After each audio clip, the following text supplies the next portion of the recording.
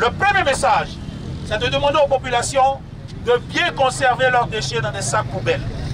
La ville de Bouaké, qui accueille la célébration officielle du 65e anniversaire de l'indépendance de la Côte d'Ivoire, a fait peau neuve pour l'occasion. À quelques heures de l'événement, le directeur régional de l'assainissement et de la salubrité du Bouaké, Kone Mamadou, a lancé mercredi 6 août 2025 à l'hôtel des villes une campagne de sensibilisation pour inciter les populations à conditionner les déchets.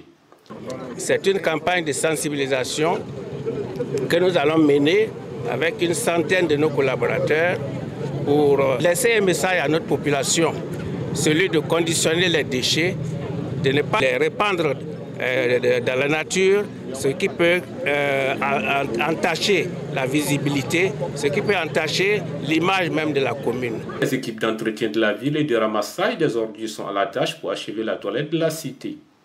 Nous sommes fiers de travailler, rendre Bouaké propre. Le matin, à 7 h, nous sommes sur le terrain. Les femmes font le balayage et puis les hommes ramassent. Nous ramassons aussi, nous nettoyons aussi dans les caniveaux. Nous enlevons le sable aussi sur le goudron. Et après la pause, quand on reprend, nous ramassons les sachets. Voilà. On ramasse les sachets, on balaye bien et on fait le désensablement. Quand il y a le sable, on l'enlève. Des équipes de l'Agence nationale de gestion des déchets ANAGED veillent à la bonne exécution du balayage des artères, du curage des caniveaux et de la distribution des sacs poubelles aux populations. Elle se félicite du niveau de réalisation de toutes ces activités.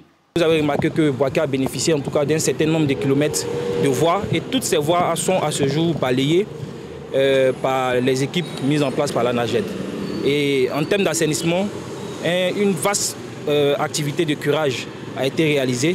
Donc au sorti même de ces activités-là, je pense que vous pouvez le constater, aujourd'hui Bouaké vraiment se porte en tout cas très bien et les rues et les différents espaces qui doivent accueillir l'événement sont dans un environnement vraiment de propreté que nous actuellement, sans prétention aucune, que nous jugeons vraiment très satisfaisant.